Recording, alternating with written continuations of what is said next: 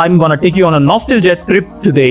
All in all, I brought a totally fresh topic for you. So make sure to watch this video till the end. So guys, our first candidate is Astro Sushil. This uncle claims to be an astrologer. कि सलमान खान को जल्द ही एक बहुत बड़ी बीमारी diagnose होने वाली है। सलमान और शाहरुख का एक ही साल में device. But forget astrology, he talks about everything in the world, be it politics, like Amit Shah's horoscope showing health issues, Nitish Kumar's horoscope showing health problems, or Yogi Ji's horoscope also showing health problem. Amit Shah ji की उनकी कुंडली में तबीयत खराब का योग है बहुत बुरी तरह।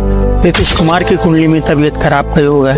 योगी जी की भी कुंडली में तबीयत खराब का योग है। इससे ज्यादा डिटेल में मैं नहीं जा सकता। I can't go into more detail than that. Or YouTubers saying that their time is bad, their career is totally ended. Look guys, before going forward or showing more content of Uncle, I wanna talk to you some basic stuff so you get the context of this video. In astrology, there is one rule. You never talk about someone's death. That's the main and first rule of astrology. Never talk about anyone's death or never predict anyone's death. Because it's believed and all religions says that life and death are in God's hand. क्योंकि इनको एक बहुत गंभीर बीमारी होगी और इनके पास 30 साल ही है, मतलब ओवरऑल 66 इनकी।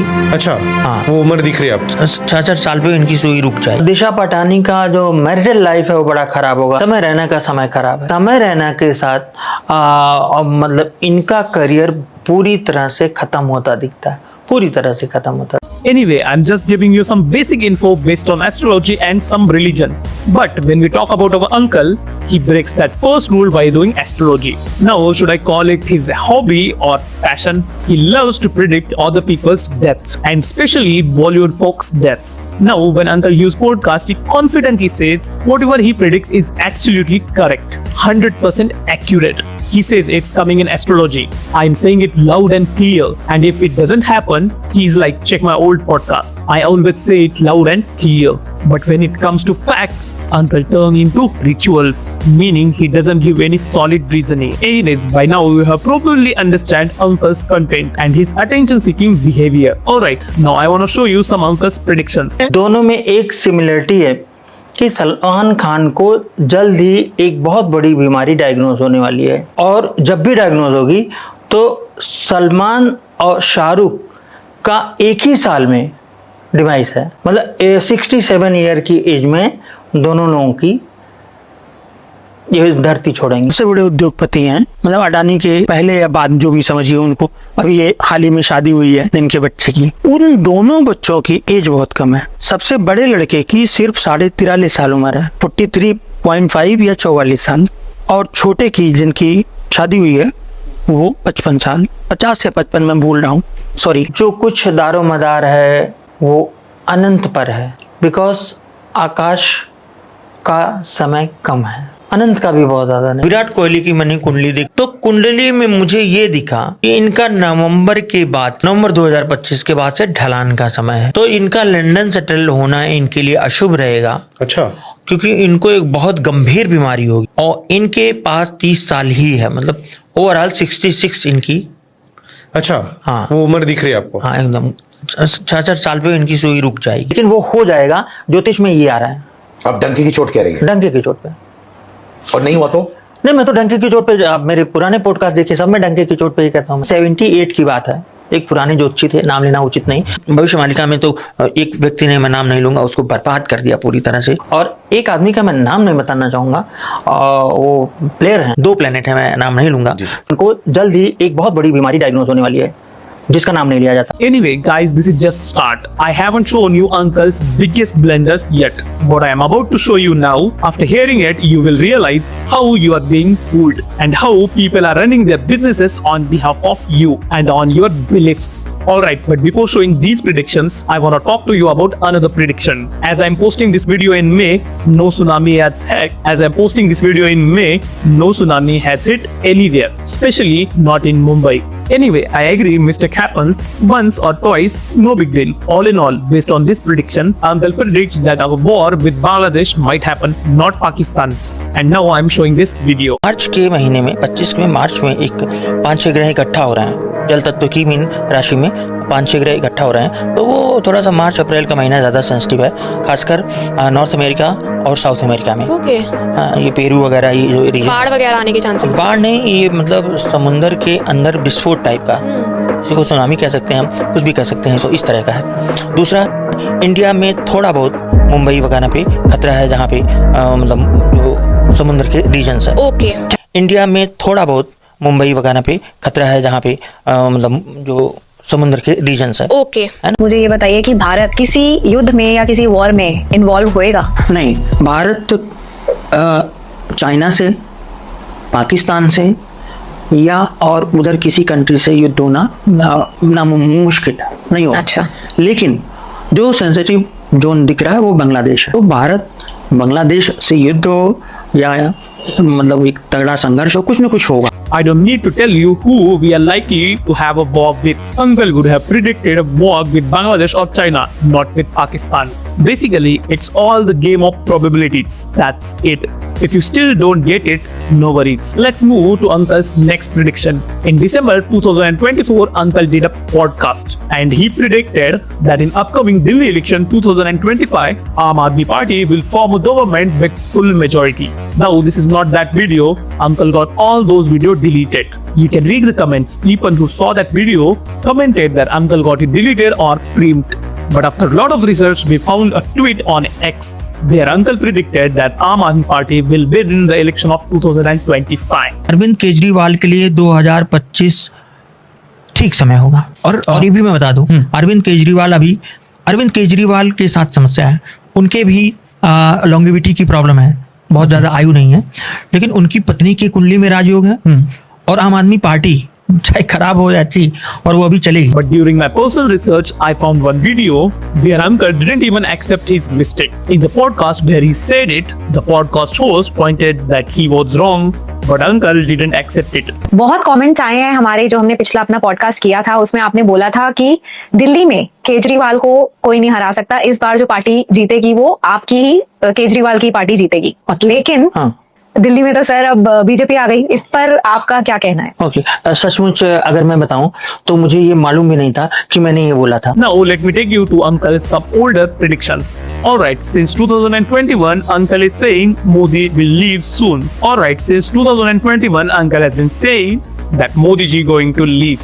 जैसा कि मैंने पहले बताया कि मोदी जी का ये वर्ष 2021 बहुत ही खराब है।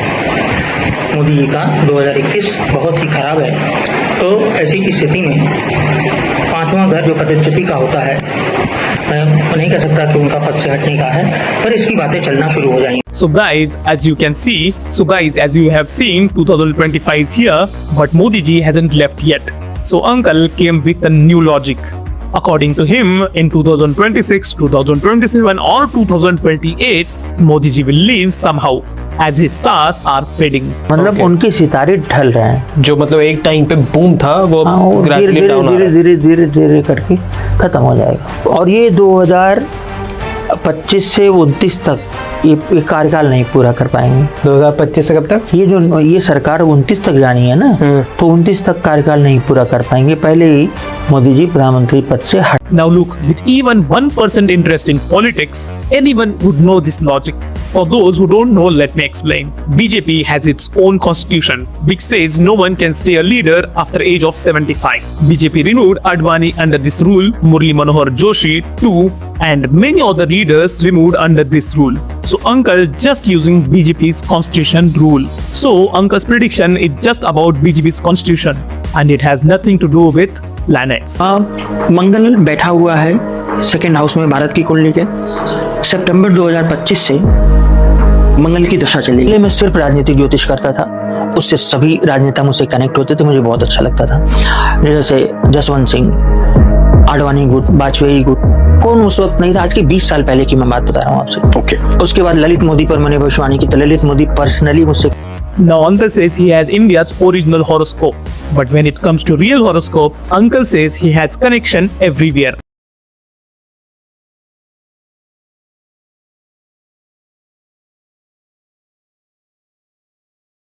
तृप्ति डिमरी 2 से 3 साल या मैक्सिमम 4 साल ओके ये मतलब लाइमलाइट में रहेंगी, उसके बाद ये गायब। सारा अली खान का चलता रहेगा ऐसा, मतलब वो गायब नहीं होगा। अनन्या पांडे का करियर ठीक है, पर 2025 खराब। जो दिशा पटानी की दिशा पटानी की 2 शादियां होंगी और 1 डिवोर्स होगा। सर्वेदी का फ्यूचर आगे कम से कम 7 सालों तक तो बहुत अच्छा है। मलाइका अरोड़ा जिस तरह विजिबल रहती हैं, All in all, it's just a game of probabilities here. I hope you have understood this by now. Look guys, in astrology, if you don't have exact time of birth, it's very hard to make accurate prediction. In astrology, the moon changes its zodiac sign every 2.5 days. So if you don't have the exact time, making a moon or ancient chart is very tough. But today, some fake astrologer or some fake astrology apps say just give your date of birth and we will predict everything. They can't be accurate. They can give you probabilities only, but not accurate predictions. Now the question is, how uncle have everyone's exact birth date and time? He claims he has Yogi Ji's horoscope. Fine, let's say his contacts got him that. I'll accept that. Let's say he got Modi Ji's horoscope too. Big deal. I'll accept that he has accurate horoscope. But now tell me, the people uncle talks about horoscope is such a private thing for everyone. Then how these astrologers claim that they have everyone's horoscope and they are sharing them on internet? Imagine how Aryan Khan must feel. Someone is saying his dad will die on this date. Ambani and others don't have time to watch these videos. But even if this video reaches to them for a moment, how would they feel? Someone sitting on internet and saying their kid will die on a certain date. You don't even follow the astrology's basic rules not to predict death, but you are doing it. A good astrologer becomes one only if their Jupiter is strong, and Jupiter is strong in horoscope when you respect your guru. But what are you doing? When your prediction fails, you take your guru's name, not to respect them, but to demean them. पहले की स्थिति ये थी कि हमारे गुरु की भविष्यवाणी Rao sir की गलत हो गई, लोकसभा चुनाव पे मेरी सही हुई। अच्छा Guys, this is a narrative planted in your mind that uncle has big clients and knows everyone's future. And if he knows such a big people's future, he can easily predict yours. This is a marketing strategy. Uncle knows very well. Uncle doesn't know much about astrology, but he's mastered the internet's algorithm. But now, one question I got a lot is, has he predicted his own or not? आपने अपना देखा है? सबसे एक सवाल मुझे ये भी बोला था कि इन्होंने अपना देखा है या नहीं देखा है? अरे क्या बात करें, क्यों नहीं देखूंगा? मैं अपना देखा हूँ अच्छा। और अपना देख के मेरी प्लानिंग भी उसी तरह से है। अच्छा। लेकिन ना मैं अपने वाइफ के का देखा हूँ, ना मैं अपने बच्चे का, क्योंकि हिम्मत नहीं हुई अच्छा देखने की।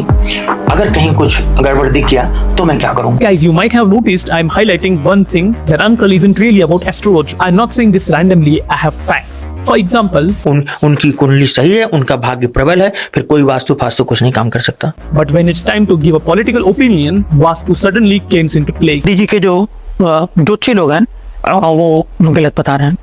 चाहे वो राम मंदिर का मुहूर्त हो, हमने स्पष्ट रूप से कहा था ये मुहूर्त गलत है। ये संसद बिना वास्तु की। Similarly, Uncle believes that remedies given by astrology are totally fake, useless and good for nothing. When your prediction go wrong, you say, look, astrology can be wrong. ज्योतिष में रत्न वगैरह कोई रेमेडी नहीं है। अच्छा और ये जो दुनिया भर का यज्ञ और ये सब किया जाता है, इसमें सब एक कमर्शियल है, मतलब प्रोफेशनल भी नहीं है, commercial. We are not God or deities, so predictions about politics or celebrities can be wrong.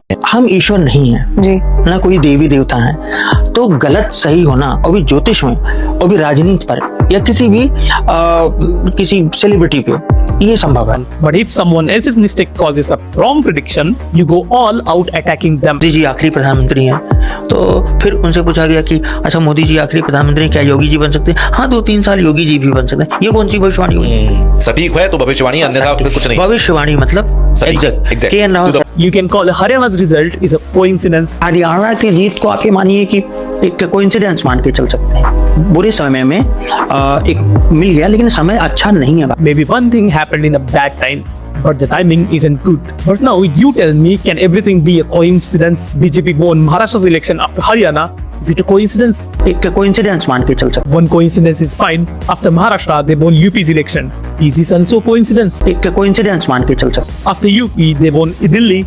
This is also a coincidence. एक कोइंसिडेंस मान के चल सकते After Delhi, they bought things like Waqf Amendment Bill.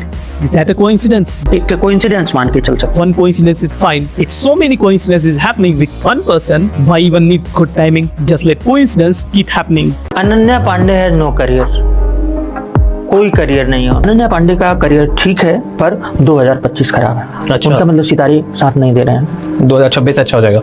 हाँ 26 से ठीक। सुहाना है know career, कोई करियर नहीं है।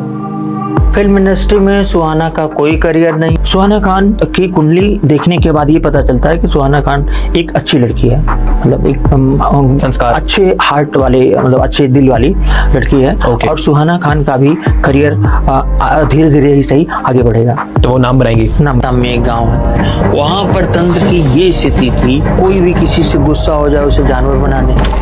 तो अंत में सरकार ने उस गांव को बैंक किया। All in all, Uncle is getting views because of his name. So podcasters keep inviting him. They are shameless, predicting someone's death without thinking about how their family feels. Celebrities aren't human, right? Say anything about them and it's fine. But all these shameless broadcasters promote these things. First, you should be ashamed. That's all I had to say about this uncle. Now, let me take you to another astrologer. कि जो मेरे clients भी हैं वो शराब पीते हैं। मांस खाना अलग बात है, अगर आप अल्कोहल पी रहे हैं दैट इज गुड, कहीं हद तक सही है। So, that's all for today.